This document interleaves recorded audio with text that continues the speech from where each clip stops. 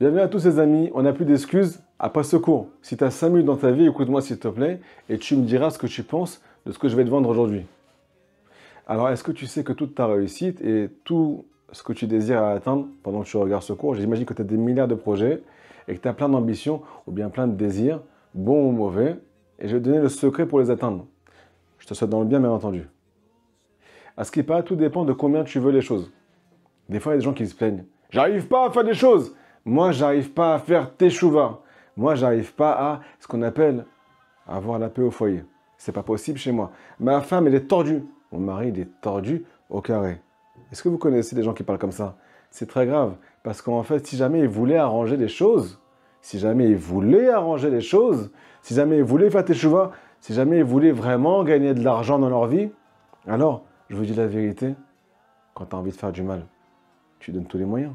Un jour, un juif qui m'a dit « Rav, j'arrive pas à me retenir de faire la faute la plus connue du monde dans tout le peuple d'Israël, en particulier chez les hommes. » Je lui dis « Mon ami, c'est normal. Bah, au Hachem, t'es un être humain. Je te dis pas que c'est bien ce que tu fais, mais c'est normal. C'est une grande tentation. » Il me dit « Rav, j'arrive pas à me retenir. Je fais tout pour y arriver, mais il n'y a rien qui marche chez moi. Je suis particulier. » Je lui dis « Non, t'es pas particulier, mon ami.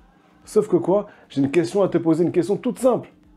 Quand tu veux faire du mal, quand tu veux arriver à ta tentation, tu es prêt à briser toutes les chaînes, tu es prêt à briser tout ce qui est autour de toi, et à la fin de la journée, tu vas atteindre ce que tu veux? Il m'a répondu, bah oui. Et bah je lui ai répondu, bah oui aussi pour le reste. Si jamais tu veux vraiment les choses, et tu te donnes les moyens d'y arriver, alors il n'y a rien qui pourra t'arrêter aussi dans le bien. Donc conclusion les amis, on ne désire pas assez les choses pour y arriver. Écoutez cette histoire les amis, c'est mon histoire personnelle. Mais avant tout, ce cours est dédié à Hachem, à la Hatzlacha, réussite matérielle et spirituelle, pour un ami qui m'est très cher, Jonathan Eliezer Ben Rivka. Que Akadosh Baruch Hu lui envoie la bracha à lui et sa femme, que des belles choses, B'ezrat Hashem.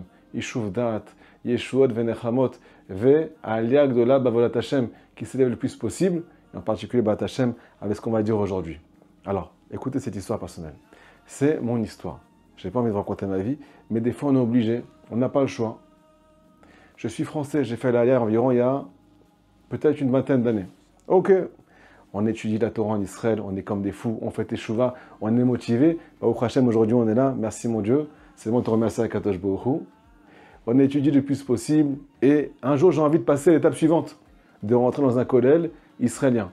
Alors il faut savoir que l'étude de Torah, c'est pas tout le temps très simple.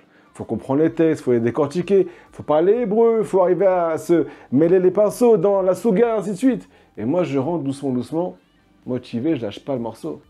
Et là, je me dis, je vais rentrer dans un collège qui est israélien, où les gens, ils parlent que hébreu là-bas. Et le petit problème, c'est que la condition pour rentrer, c'était de parler, et aussi de savoir écrire, et aussi de savoir faire des conclusions ilchatiques dans la loi juive. Et j'y vais. Je dis, rien ne peut m'arrêter. Je suis en train de forcer la porte, il y a le miracle qui s'est passé, le Rosh Kolem m'a laissé rentrer, d'ailleurs je le bénis, c'est grâce à lui qu'aujourd'hui, au Hachem, on est là. Donc toutes les brochettes pour ce rave-là. Et doucement les amis, je me vois monter, alors que les gens venaient me parler, je ne pouvais pas leur répondre, parce que je ne parlais pas bien hébreu. Je ne pouvais pas écrire au rave ce qu'il fallait, parce que je ne savais pas bien écrire. Mais à la fin, on a passé ce qu'on appelle, après 1 an et demi, 2 ans, le contrôle à la rabbanout pour la halakha, et on est passé au lama. Est-ce que vous comprenez de quoi il s'agit ici? Il y avait un désir à la base, et il y avait aussi ce qu'on appelle se donner les moyens. J'ai étudié matin, midi et soir.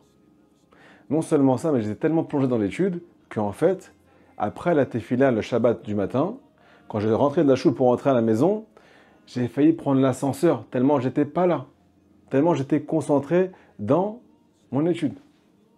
À la fin, qu'est-ce qui s'est passé? Sans me vanter. Je me suis démarqué des gens qui avaient plus d'une trentaine d'années d'études derrière eux, qui sont israéliens, qui savent écrire en hébreu et qui savent tout faire. Et moi, je ne savais rien faire. Et les gens ne comprenaient pas ce qui se passait.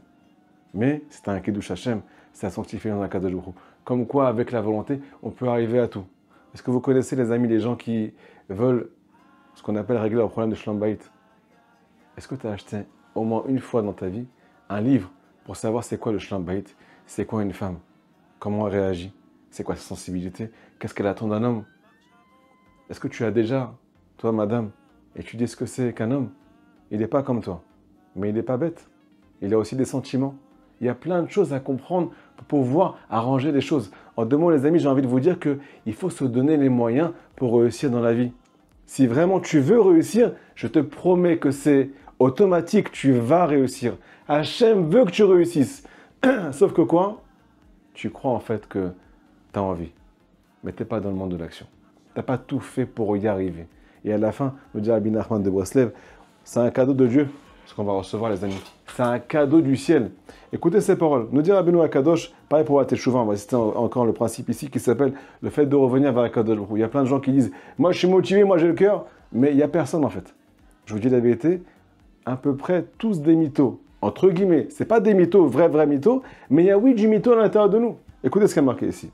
Je ne peux pas comprendre, est-ce qu'il y a un juif dans ce monde qui peut oser dire qu'il sert à Kadosh Baruch Hu par rapport à la grandeur de Dieu? Celui qui connaît un petit peu la grandeur d'Hachem, alors il comprend tout de suite qu'on a beau tout faire pour lui, c'est considéré comme, entre guillemets, rien par rapport à sa grandeur. Alors ce n'est pas considéré comme rien parce que tout petit effort, c'est un bruit énorme dans le ciel.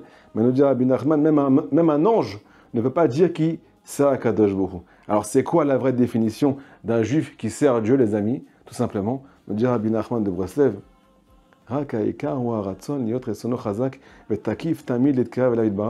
le plus important qui fait que tu es, oui, serviteur d'Akadosh Baruch Hu, ou bien non, c'est la volonté, que ta volonté soit tellement forte, et tellement puissante, et tellement intense, et tellement journalière de te rapprocher de lui, qu'à la fin tu fais tout par désir. Le fait de désirer quelque chose, ça te prend la tête, tu y penses. Ça te prend le cœur, ça te prend les sentiments, tu sens les choses. À partir du moment où tu rentres là-dedans, alors automatiquement, ça va arriver. C'est automatique. Il y a marqué dans la Gemara, là où tu veux aller, Akadosh Baruch Hu, il dit, t'inquiète pas, je te prends la main, c'est moi qui t'emmène là-bas. Même dans le mal, on t'emmène si jamais tu désires arriver dans le mal. C'est automatique. Comme on l'a cité, celui qui veut faire la plus grande faute du monde, eh ben, je te promets qu'à la fin de la journée, il va y arriver. Parce qu'il le veut vraiment. Les amis, il ne reste plus qu'une chose.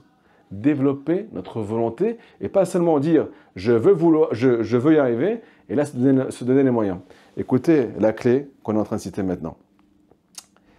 Nous dit Rabbi Nachman, c'est vrai que tout le monde dit moi je veux être proche de Dieu. Nous dit Rabbi Nachman, c'est pas vrai peut-être. Afalpiken, attention, quand bien même. C'est pas tout le monde qui a le même niveau de volonté. Rabbi, mais tellement de différence d'une personne à l'autre. Donc des fois tu te dis vouloir, mais en fait tu t'es donné aucun moyen, tu n'as rien fait pour y arriver. Donc en fait, tu ne veux pas assez. Deuxièmement, même chez la personne elle-même, par rapport à elle-même, de jour en jour, la volonté change. Donc automatiquement, il faut la remettre à niveau pour pouvoir arriver chaque jour à ce que tu désires. Tu as un travail à faire de réveiller ta volonté. Les amis, je vous explique comment ça marche selon les sphères dans la Kabbalah. Tout simplement. On a ce qu'on appelle la Sphira Keter. Le Keter, c'est la couronne. C'est la sphère la plus haute qui existe. Cette sphère, elle fait référence tout simplement à la volonté. Donc le début du chemin, la sphère la plus haute, le niveau le plus haut, c'est la volonté, c'est le désir d'y arriver. Et c'est ça qui s'appelle servir à Kadosh Baruch Hu. À partir du moment où tu as la volonté, tu commences à réfléchir, tu arrives à ce qu'on appelle après à Chokhma, la sagesse. Je réfléchis comment faire pour y arriver à ma volonté. Mais c'est que si je veux vraiment que je commence à réfléchir à cette chose-là. Donc c'est ton contrôle à toi. Réfléchis, est-ce que tu veux vraiment? Alors on va voir si tes pensées sont là-bas ou pas. Troisièmement, tu as ce qu'on appelle les actes. Après que tu réfléchis, tu vas réfléchir comment tu peux agir pour atteindre ce que tu veux. Vous connaissez les gens qui réfléchissent toute la journée comment arriver à faire du mal. Eh bien c'est pareil dans le bien. Réfléchir toute la journée, on dirait Rabbi Nachman, à comment tu peux faire du bien et comment tu peux être encore plus heureux. Tu vas être Bessimcha, il faut que tu réfléchisses toute la journée comment arriver à toucher, à goûter à la joie. Ça commence par un sourire forcé. Au début de la journée, ça commence après par un sourire à ton prochain, ta femme, ton mari, tes enfants, à toi-même, aime-toi. Je te promets que ça va réveiller ton cœur. Ça va commencer aussi par j'attends de moi des petites choses. Et je suis content des petites choses que je fais. Donc je fais tout pour entrer dans cette atmosphère de joie. À la fin de la journée, nous dit Rabbi Nachman, la journée c'est comme un triangle. Elle est comme ça, au début c'est tout petit, et après ça s'élargit, ça descend, et le Shefa il arrive. Donc je me donne les moyens pour y arriver. Les amis, ce qui est marqué dans la paracha, on a ce qu'on appelle la Kamata Mishkan. C'est quoi la Kamata Mishkan? C'est le fait de créer une maison à Kadosh Baruch Hu dans ce monde. Mais comment on a fait? Il faut savoir que personne n'a réussi à mettre le Mishkan sur pied. Il n'y a que Moshe Rabbeinu qui a réussi. Mais je vous dis la vérité, c'est marqué qu'il n'a pas réussi en fait. Même le plus grand d'Israël n'a pas réussi à mettre le Mishkan sur pied. C'était trop lourd pour lui. Les poutres, elles étaient trop lourdes pour lui. Qu'est-ce qu'il y a marqué dans le Passouk? Ou quand un Mishkan, il s'est levé tout seul. Mais il y a marqué d'un autre côté que Vayaké Moshe est un Mishkan. Alors c'est lui qui l'a fait ou il s'est monté tout seul? Akadosh Baruch Hu lui a dit, écoute-moi, j'ai entendu ce que tu m'as dit, que tu n'arrives pas à agir, que tu n'arrives pas à mettre les choses sur pied. J'ai juste demandé de faire kéilou, de faire semblant. Mets tes mains sur les poutres, commence à agir, et je vais faire en sorte que ça se lève tout seul. Commence à travailler, mon ami. Et Akadosh Baruch Hu va t'amener la parnassa. Commence à acheter un livre de Shalom Bayit et commence à l'étudier tous les jours de ta vie. Et pareil pour ta femme. Je te promets qu'il y aura des changements. Ça va se lever tout seul. Tu ne vas pas comprendre comment la Ashrat Ashrina, la présence divine, elle va descendre dans ta maison. Pourquoi? Parce que tu as commencé à faire les choses. Alors on demande à Kadosh Baruch Hu, je désire maintenant me rapprocher de toi. Je désire faire tes chouvins. Mais j'arrive pas. Tu ne désires pas assez. Donne-toi tous les moyens. À Kadosh Baruch Hu, il va t'amener des cadeaux. Arrête de dire que tu n'arrives pas. Arrête de dire que tu ne peux pas. Dis plus exactement. Sois vrai avec toi-même. Je ne suis pas assez motivé. La preuve, c'est que je ne fais pas beaucoup de choses pour y arriver. Les amis, si on arrive à comprendre cette chose-là, on peut devenir riche en joie et riche aussi sur le plan matériel et arriver à tous les niveaux spirituels qui arrivent. Me dit Rabbi Nachman, le principal Aïkar ou Aratzon, c'est ça la vraie définition d'un juif qui sert Hachem. Les actes, c'est un cadeau d'Hachem. Si un jour tu as fait tchouva, c'est peut-être un cadeau d'Akadosh Baruch Hu. Mais si jamais toi, tu te réveilles chaque jour et tu ne regardes pas le résultat, parce que ça casse le moral, ça casse la volonté. Tu fais que désirer les choses. Quoi qu'il arrive dans ta vie, tu tombes, tu descends, tu montes. On s'en fout complète, il nous dit Rabbi Nachman. Complète, fais tchouva, dis pardon, avance. Si tu fais comme ça, tu vas arriver à tout. Parce que Akadosh Baruch Hu va te faire des cadeaux, parce que tu as mis tes mains sur les poutres. Tu as commencé à agir et tu t'es donné les moyens. Tu n'as pas fait genre, tu veux y arriver. Tu t'es donné tous les moyens pour y arriver. Ça, c'est la plus grande bracha qu'on peut donner à un juif qui désire, le désir à Botaï.